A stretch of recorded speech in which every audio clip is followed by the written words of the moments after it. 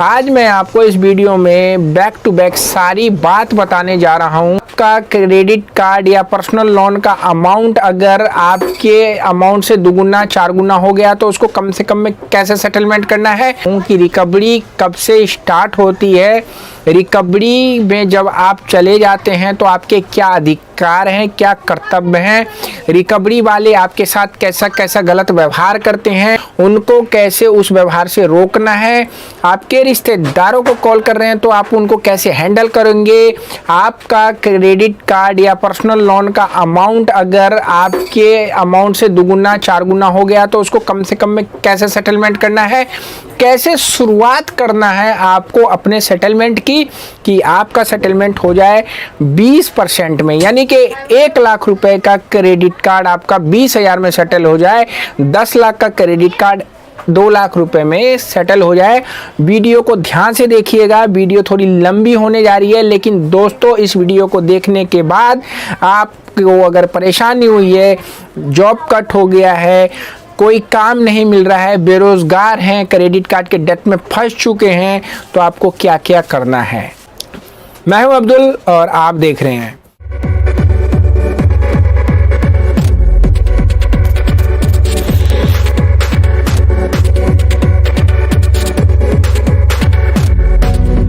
तो दोस्तों स्वागत है आपका एक नई वीडियो में। और आज मैं आपको शुरू से लेकर अंत तक क्रेडिट कार्ड के डेट में जब आप फंस जाते हैं तो कैसे आपको सेटलमेंट की शुरुआत करनी है और कैसे बकेट को पार करते हुए आपको सेटलमेंट करना है, और सेटलमेंट करने से पहले आपको क्या क्या चीज़ों को देखना है कि वो सेटलमेंट आपका सही है कि गलत है, एनओसी क्या होता है, एनडीसी क्या होता है, आपका सेटलमेंट लेटर ओरिजिनल है या डुप्लीकेट है, आपको कोई नोटिस आया है वो नोटिस सही है या गलत है, आपके रिश्तेदारों को कॉल किया जा रहा है तो उनको कैसे हैंडल करना है, और आपके घर पे अगर कोई रिकवरी वाला घर पे आके बैठ रहा है तो आपका क्या अधिकार है, क्या कर्तव्य है। तो सबसे पहले दोस्तों ले लेते हैं आपकी मजबूरी और आपका बेइंतहा खर्चा और आपका बनाया गया वो क्रेडिट कार्ड जो बैंकों ने आपको ज़बरदस्ती दे दिया, जो आपको ज़रूरत नहीं थी वो आपने ले ली। आज लोगों की जॉब गई, जॉब के बाद जिस क्रेडिट कार्ड पे वो दिखावे वाली ज़िंदगी लोग जी रहे थे वो दिखावे की ज़िंदगी ख़त्म हो गई, लेकिन पैसा तो बैंकों का उन्होंने खर्चा किया था, बिना सोचे समझे किया था। कहावत है तेते पाँव पसारिए जितनी लंबी सोर।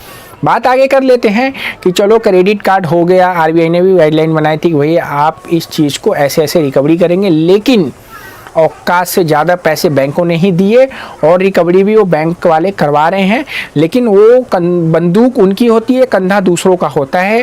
तो आरबीआई रिकवरी जो करते हैं वो बैंक के लिए तो करते हैं, लेकिन अपना प्रॉफिट ज़्यादा करते हैं। दोस्तों एक लाइसेंस होता है रिकवरी करने के लिए, उसको डीआरए का लाइसेंस बोला जाता है। मैंने ये वीडियो बना रखी है डीआरए लाइसेंस क्या होता है। आप जब इस वीडियो को देख लेंगे तो आपको पता चल जाएगा कि एक रिकवरी वाला रिकवरी के लायक कैसे बनता है। ठीक है, जब उसको सारे नॉलेज हो जाते तब वो इज्जत से रिकवरी करेगा, क्योंकि भाई उसका जो एग्ज़ाम वगैरह होता है, उसकी ट्रेनिंग जो होती है वो आरबीआई की गाइडलाइन में होती है। अब आपको बिना डीआरए वाला बंदा मिल रहा है रिकवरी करने के लिए, तो समझिए जब उसको पॉलिसी नहीं मालूम है तो आपके पास आ रहा है तो आप उसके खिलाफ पुलिस में कंप्लेंट कर सकते हैं। ठीक है, बिल्कुल कंप्लेंट कर सकते हैं। आपको रिश्तेदारों को कॉल किया जाता है, आपके माँ बाप को कॉल किया जाता है, गली में आके शोर मचाते हैं, घर में बैठ के कहते हैं पैसे नहीं दोगे, मिनिमम नहीं दोगे तो नहीं जाएंगे। इसमें तो बिल्कुल आपके पास राइट्स है कि आरबीआई ने कहा है कि आपसे बैंक ने पैसा आपको दिया है तो पैसा बैंक को आप देंगे, आपके रिश्तेदार नहीं देंगे, आपके माता पिता नहीं देंगे, पड़ोसी मोहल्ले वालों को तो आपकी कॉन्फिडेंशियल प्राइवेसी में दखलंदाजी अगर कर रहा है तो आप उसकी कंप्लेंट आगे पुलिस में कर सकते हैं। पूरी की पूरी आरबीआई की गाइडलाइन लिंक दे रखा है डिस्क्रिप्शन में, जाके आप उसको डाउनलोड करके पढ़िए, आपको पता चलेगा। ठीक है, बकेट सिस्टम चलता है इसमें। आप 6 बकेट तक अगर पेमेंट नहीं करते हैं उसके बाद आपका राइट ऑफ हो जाता है। राइट ऑफ के बाद आप अपने अमाउंट को मिनिमम से मिनिमम में सेटलमेंट करा सकते हैं। बकेट में आपको गाली गलौज के साथ वो लोग आपका स्वागत करते हैं, उसको फेस करते हुए आप अगर महसूस कर रहे हैं कि बहुत गिल्टी हो रही है तो भाई आप बैंक के कस्टमर केयर को अपने बिहाफ पे कॉल करके एक रेफरेंस नंबर जनरेट करके आप उनके नोडल ऑफिसर को आरएम को मेल करिए कि मेरे साथ ये मजबूरी है, मैं पैसे देने में असक्षम हूँ, मेरे पास पैसे नहीं है, कृपया करके मैं आपसे रिक्वेस्ट कर रहा हूँ कि भाई मुझे परेशान मत करो, आप मेरा कम से कम मैं सेटलमेंट कर दो कि मैं कहीं से जुगाड़ करके आपको पेमेंट दे दूँ। क्योंकि अगर मैं सेटलमेंट नहीं करूँगा तो मुझे पता है दिन दुगुनी रात चुगुनी इस पर आप लोग ब्याज लगा लगा के मेरी ज़िंदगी को दुभर कर देंगे। तो ये चीज़ आप कर सकते हैं। रिकवरी वाला आपको अगर परेशान करता है हद से ज़्यादा, पुलिस बनके वकील बनके, तो वो सब गलत चीज़ है। दोस्तों देखिए, इन सब पे मैंने विस्तार पूर्वक वीडियो बना रखी है, आप देखेंगे तो आपको समझ में आएगा। अगला इनका चाल होता है आपको नोटिस भेजना, 25 का नोटिस भेज देंगे, ये नोटिस वो नोटिस। तो नोटिस भी असली है नकली है ये आपको पता होना चाहिए। लोक अदालत का नोटिस भेज देंगे कि भाई लोक अदालत में आके सेटिंग करो। नोटिस आपको कोर्ट भेज रहा है या वकील भेज रहा है, इस चीज़ का आपको पता होना चाहिए। कोर्ट अगर कोई नोटिस भेजता है तो आपको जाना ही पड़ेगा, लेकिन अगर वकील नोटिस भेज रहा है तो आपकी मर्जी है, जाओ या ना जाओ। लोक अदालत में आपको सेटलमेंट के लिए आया है तो जाएंगे तो अच्छा है, वहाँ पे सेटलमेंट कर लीजिए, नहीं जाना तो आपकी मर्जी है। वीडियो मैंने बना रखा है, आप जाके देखिए। जब आप नियम कानून के साथ अगर आप अपने पैसों का सेटलमेंट कराना चाहते हैं तो बैंक आपको सेटलमेंट करेगा। बैंक का जब पैसा एनपीए नॉन परफॉर्मिंग एसेट हो जाता है तो वो सोचता है कि यार जो भी आ रहा है ले लो। लेकिन आपको एक बात बता रहा हूँ, जब एनओसी आए मेल पे ऑफिशियल तभी आपको पेमेंट करना है, नहीं आए तो आपको पेमेंट नहीं करना है, ठीक है। और आप अगर इन फ्यूचर बैंक के पूरे पैसे दे के अपने सिविल को ठीक करना चाहते हैं तो उसके लिए भी आपके पास एक पावर है जिसको एनडीसी बोला जाता है, नो ड्यू सर्टिफिकेट। जो रेस्ट अमाउंट आपका बच जाता है एनओसी के बाद आप उसको पेमेंट करके एनडीसी ले सकते हैं। सिविल में आपकी वो चीज़ दिखेगी, सिविल को आप रिक्वेस्ट करके वो चीज़ हटा सकते हैं, आप बाकायदा अपना एविडेंस दिखा के। तो ये चीज़ों को लेके अगर आप चलेंगे तो आपका 20% में सेटलमेंट हो जाएगा।